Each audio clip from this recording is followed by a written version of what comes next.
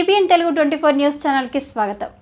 నందిపేట మండలం సిహెచ్ కొండూరు గ్రామంలోని గురువారం రోజున లక్పతి రామకృష్ణ శర్మ ఆధ్వర్యంలో నవరాత్రుల కలశ అఖండ దీపారాధన, అభిషేకం, హారతి, తీర్థప్రసాదం, ఆశీర్వచనము, మాల ధారణ కార్యక్రమం జరిగింది. ఈ సందర్భంగా ఆలయ అర్చకులు మాట్లాడుతూ అమ్మవారు 9 రూపాలు దాల్చి దశమి నాడు మహిషాసురుని అనే రాక్షసుని వధించిందని తెలిపారు. యావత్ భారతదేశము దసరా పండుగ జరుపుకోవడం జరుగుతుందని తెలిపారు. అదేవిధంగా నవదుర్గాలలో తృతీయ స్వరూపిణి చంద్రఘంట దేవిగా పిలువబడింది. ద్రావిడ భాషలో చంద్రఘంట దేవిని చౌడమ్మగా పిలుస్తారు. అలాగే మా గ్రామం పేరు చౌడమ్మ కొండూరుగా పేరుగాంచిందని తెలిపారు. అమ్మవారు స్వయంగా ఉత్తరాభిముఖంగా వెలిసింది. ఉత్తరాన గోదావరి ఆనుకొని ఉన్నటువంటి బైంసా అనే గ్రామం ఉంది. దాన్ని పూర్వకృతము మైసాగా పిలువబడింది. కాలక్రమేణంగా బైంసాగా పేరు మారింది. అక్కడ ఉన్న పర్వతము మహిషాసురుడిని కళేబరంగా పిలుస్తారు. మహిషాసురుని వధించి స్వయంగా వెలిసింది అని తెలిపారు. అమ్మవారు వెలిసిన రోజు నుంచి ఇక్కడ గ్రామ ప్రజలకు ఆయురారోగ్యాలతో, అష్టైశ్వర్యాలతో, తన ద్రావ్యాలతో, పాడి పంటలతో, సుఖ సంతోషాలతో తులతూగుతూ ఉంటుందని ఆలయ అర్చకులు తెలపడం జరిగింది. ఈ కార్యక్రమంలో ఆలయ అర్చకులు లక్పతి రామకృష్ణ శర్మ, ఉపాధ్యక్షుడు కాపు నర్సయ్య, ఆలయ committee cashier Sakali Santosh, writer కుమ్మరి ప్రసాద్, తొంగిన శ్రీనివాసరావు, గుండ్ల రవి, మీసాల ప్రవీణ్, మాజీ సర్పంచ్ ప్రభాకర్ రావు, కత్తి సుమాన్, అల్లకొండ చింటూ, బంగ్లా నవీన్ తదితర నాయకులు, గ్రామస్తులు పాల్గొన్నారు.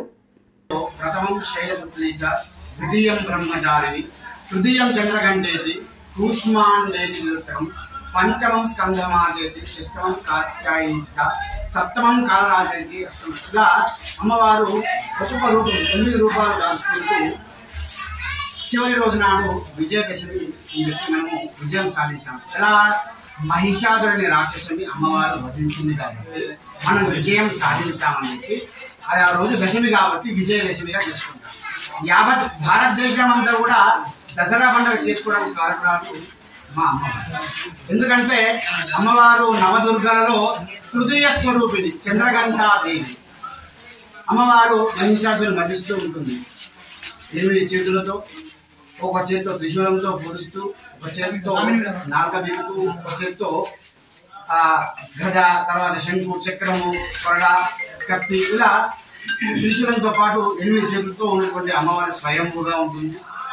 అమ్మవారు ఉత్తరాభిముఖంగా ఉంటుంది. ఈ ఉత్తరాన గోదావరి నది ఉంటుంది.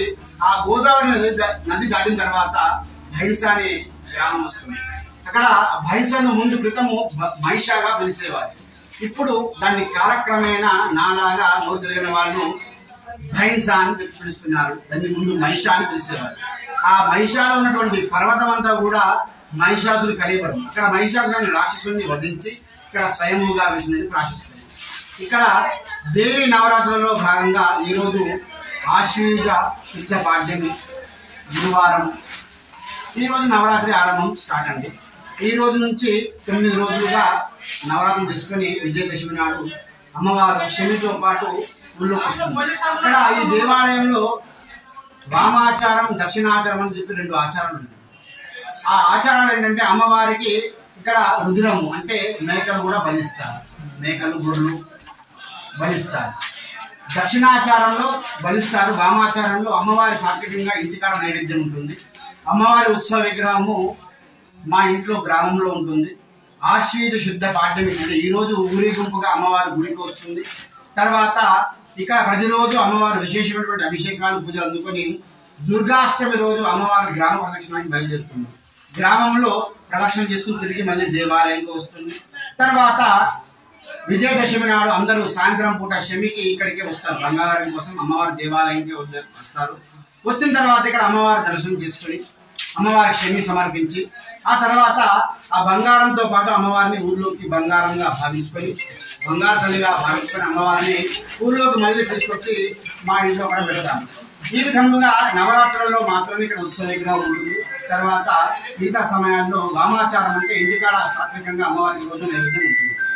ఈ విధంగా కాకుండా అమ్మవారికి ఇక్కడ శ్రావణ శుద్ధ పౌర్ణిమ అంటే రాఖీ పౌర్ణిమ రోజు విశేషంగా ఇక్కడ జాతర కార్యక్రమం ఉంటుంది. అమ్మవారు పుట్టినట్టుగా భావించి ఈ ఊళ్ళో మా నాన్నలు, మా తాతలకు సంబంధించినటువంటి అక్క చెల్లెల పిల్లలు కూడా ఇక్కడికి వస్తారు. ఎందుకంటే పుట్టింటి బిడ్డ అని చెప్పి భావించి ఇక్కడికి రాఖీ కట్టడానికి, ఆ రోజు అమ్మవారి దర్శనం చేసుకోవడానికి చుట్టుపక్కల నిజామాబాద్ జిల్లాలో ఉన్నటువంటి పలుమూల గ్రామాల నుంచి అందరూ కూడా ఇక్కడికి అమ్మవారి దర్శనానికి వస్తారు. 2 రోజులు జాతర ఉంటుంది అమ్మవారి దగ్గర. కాబట్టి భక్త మహాశయులు ఎవరైనా సరే ఈ నవరాత్రులలో అమ్మవారి దర్శించుకొని అమ్మ కృపకు పాత్ర కావాలని కోరుతున్నారు.